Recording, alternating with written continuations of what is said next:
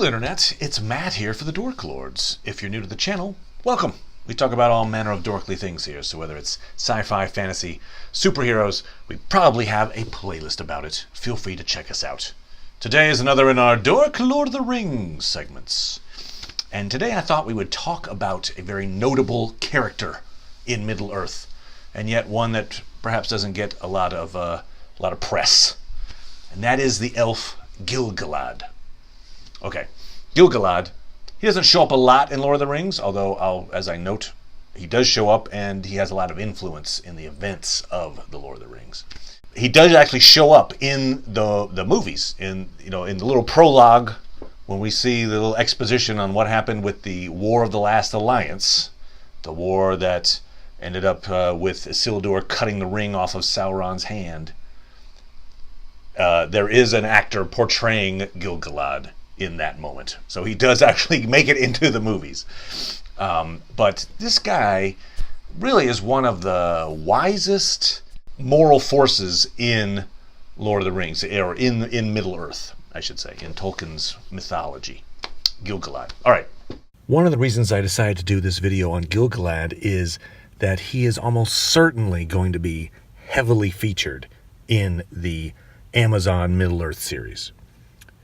You know, it takes place during the Second Age. That's when he's king of the elves. He's the one that fosters an alliance with Numenor. He's heavily involved in the intrigue around the creation of the rings. My money is on the fact that Gil-Galad will play a huge role in the Amazon series. So, who is Gil-Galad? There's actually, his parentage is a little murky. I think if you read the Silmarillion, it says that Fingon is his father. As it turned out, Christopher Tolkien, in years later, kind of copped to saying, well, actually, I misinterpreted the notes, and I'm wrong in that. That is not true. But it's in writing, so it's kind of true. But in any case, Fingon was an elven king who was killed by Gothmog, like Lord of the Balrogs. Like basically, Gothmog took a giant black axe and killed him in the Battle of Unnumbered Tears. That's a heroic way to go out. Not a way I'd rather not be hit by a giant axe by a giant flame demon, but so be it. Gil-Galad is actually a child in the First Age, back when there's I've covered this in some other videos, but Morgoth has been trapped in Angband, and the elves have laid siege to him, and they're keeping him at bay for hundreds of years. And then, basically, Morgoth bides his time, gets his forces together, and then in this huge explosion, and then direct attack, the Dagor Bragollach, he emerges from Angband and just wipes out a whole bunch of elves. So Gil-Galad really isn't involved in that. He's a kid at that time, so he's not really involved with it, except the fact that his homeland and a lot of his kinsfolk are decimated by Morgoth. They're forced to flee. So then he's still fairly young, extremely young for an elf, when the Battle of Unnumbered Tears comes about, and it's another devastating loss for the elves. I mean, they spent a lot of that First Age getting really run over. And, obviously Fingon, I just mentioned, is killed by Gothmog in this battle. Obviously it's questionable as to whether that's actually his dad, but in any case, I'm sure he knew several kinfolk who perished in this battle, because it's another, as I mentioned, it's just a huge loss for the elves, and they're forced to flee again. And so he spends much of his early life on the run. Eventually, he ends up founding and being king of Lindon. Lindon is the area that, in Lord of the Rings time, in the Third Age, is where the Grey Havens are, right? So that's where you have Círdan and the boats take Frodo and the various other folks west. The elves are there, and they go west to Valinor. On the map, it's slightly west of the Shire. That's where Lindon is, and that's what he is the lord of. So here's where Gil-Galad shows up in Lord of the Rings. Okay. He shows up in a scene where the company is traveling to Weathertop in Fellowship of the Ring, and Sam is recounting a poem he's heard, of which many lines involve Gil-Galad. And you get the idea that the rest of the company, including Aragorn and Frodo, know this poem. It's a classic. And Sam is reciting it as they go. And so the lines go: Gil-Galad was an elven king. Of him the harpers sadly sing. The last whose realm was fair and free, between the mountains and the sea. His sword was long, his lance was keen. His shining helm afar was seen. The countless stars of heaven's field were mirrored in his silver shield. But long ago he rode away, and where he dwelleth none can say. For into darkness fell his star, in Mordor, where the shadows are. So, that's recounting the fact that Gil-Galad went off to the War of Last Alliance and was struck down by Sauron. Now, elves don't necessarily die. They go to the halls of Mandos, but for our purposes, we'll say he died and was killed by Sauron at the War of the Last Alliance. The alliance was with humans, men, and it's he and Elendil, the two kings, squaring off against Sauron. Sauron kills them both. In the process, is struck down himself. Isildur cuts the ring from Sauron's hand.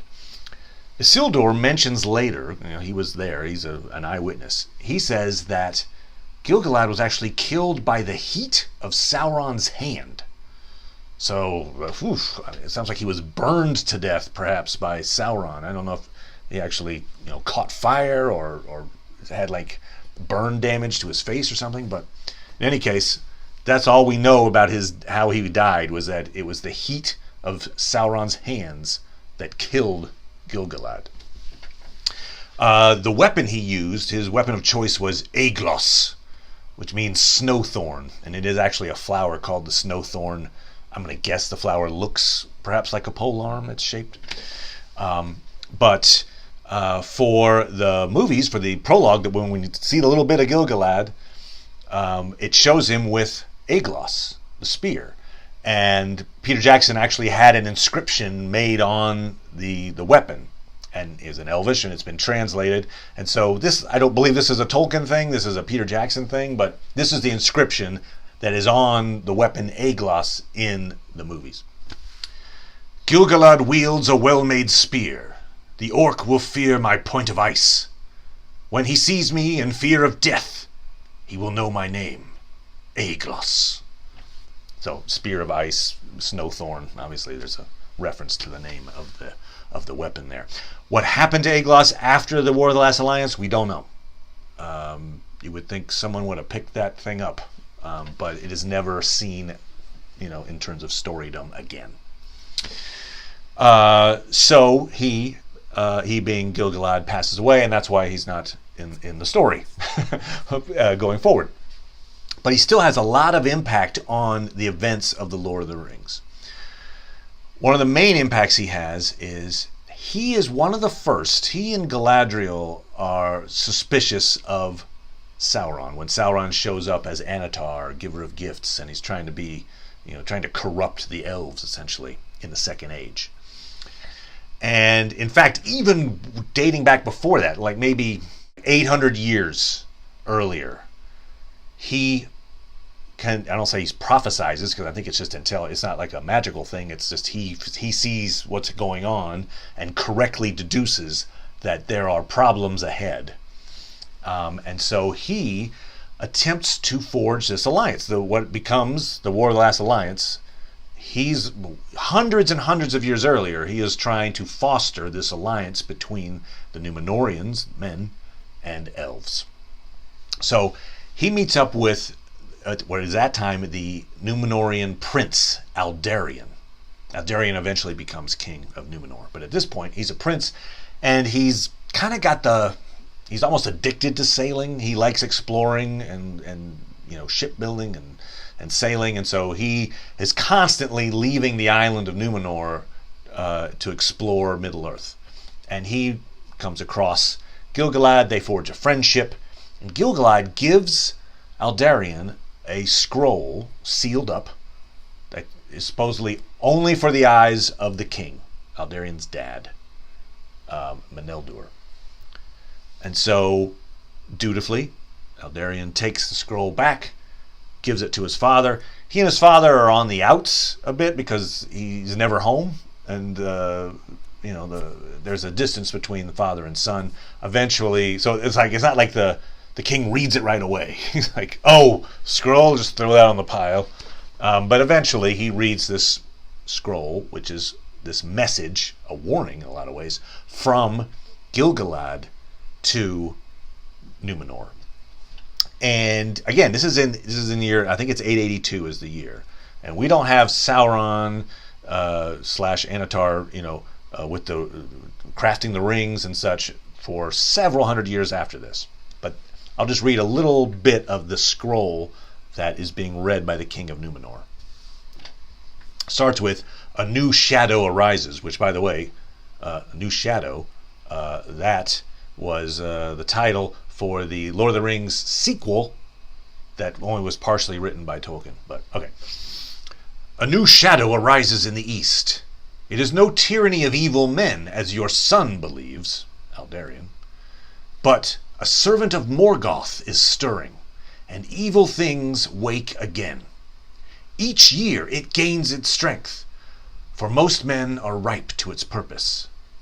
Not far off is the day, I judge, when it will become too great for the Eldar unaided to withstand. Therefore, whenever I behold a tall ship of the kings of men, my heart is eased. And now I make bold to seek your help. If you have any strength of men to spare, lend it to me, I beg. It goes on to say, behold, the darkness that has come is filled with hatred for us, but it hates you no less. The great sea will not be too wide for its wings if it is suffered to come to full growth. Manve keep you under the one and send fair wind to your sails. Okay, so what's he saying there? He's saying, a servant of Morgoth is stirring. I mean, bang, he's pretty much nailed it right on the head. Sauron is coming for us all, right? It's not just elves that he hates. He's going to hate you guys, the Numenorians, as well. So it's in your best interest to join with us. And don't think that being on this island away from Middle-earth is going to save you. He's going to come across the sea, and your time in the barrel is going to come as well. So we might as well join forces. And that's very prophetic, right? I mean, eventually, years and hundreds of years later, Numenorians do assist. They capture Sauron. They take him back to Numenor. He corrupts them. Numenor is eventually sunk under the sea, due at least to the corrupting influence, let's say, of Anatar / Sauron. So, very wise. Ahead of his, years and years and years earlier, he's like, I see what's coming. We should get together. And so, eventually, when evil does come, they are there at the end of the Second Age. Men and elves, War of the Last Alliance, and it's all started right here with this scroll that Gil-Galad writes to Numenor, asking for aid. Gondor calls for aid. So Gil-Galad, very smart, obviously, and suspects the rise of Sauron. Okay, flash forward hundreds of years, and Anatar shows up. Galadriel doesn't think much of him. Gil-Galad certainly doesn't think much of them. But Celebrimbor, who is the king of Eregion, which is an elven kingdom just to the west of Moria. They're the ones that are trading with Moria and using mithril in their smithing. They are very impressed with Anatar and want to learn his secrets. And so basically that's Sauron's in. He teaches them about ring making. They're really excited. They make these rings, then realize, oops, he's been making the one ring all this time. We need to rebel now. And so it's Celebrimbor. Celebrimbor is not corrupted so much by Sauron. He was fooled. I don't believe he was had any sinister intentions or anything. He just was like, oh, this guy's great. I'll take him at face value. oh boy, that was a mistake. So when Celebrimbor realizes his mistake, that he was, let in, he's got these 3 elven rings he made, and he realizes they need to be saved and hidden from Sauron. So one of the rings he gives to Galadriel, and he gives 2 rings, 2 of the 3 elven rings, to Gil-Galad for safekeeping. So at some point, Gil-Galad's got Vilya and Narya, 2 of the elven rings. Now, could he have just used them?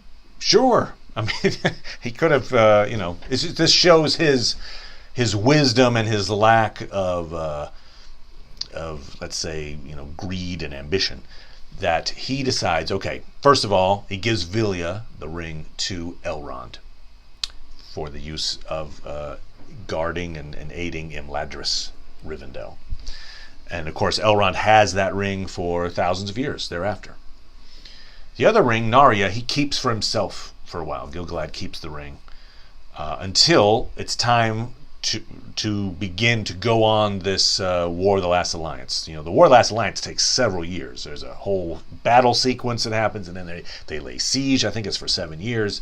So a lot of their time passes during this war. But when he sets off, probably because he's maybe worried that the ring, if they lose, the ring will fall into the wrong hands, he gives the ring, Narya, Ring of Fire, to Círdan, who is maintaining the Grey Havens, right, in Lindon. It's then 1,000 years after that, Círdan's had that ring the whole time, he gives the ring to Gandalf. Gandalf shows up at the Grey Havens. That's where he lands when he comes from the west to aid Middle-earth. Círdan realizes this is a worthy spirit to take on this ring, and so he gives him Narya. So again, there we see Gil-Galad is responsible for, giving Elrond the ring that he wields and giving Gandalf the ring he wields during the course of the Lord of the Rings. That's a huge impact right there on the storyline. Another lesser known influence he has is that, so after Numenor agrees to aid the elves, Aldarion, who used to be the prince and was a good friend of Gil-Galad, becomes king. He's given the scepter of Numenor. His dad hands it to him. He's like, you would be better suited to deal with this threat than I am. So I'm, unselfishly allowing you to become king. So that's how they pass on to the heir. Passes him the scepter. Aldarion becomes king. And Aldarion gives as a gift to Gil-Galad some Malorn tree seeds. They're nuts. Huge, it's an amazing gift. Gil-Galad tries to plant those seeds in Lindon. They don't really work. The Malorn trees aren't growing there. Climate's wrong.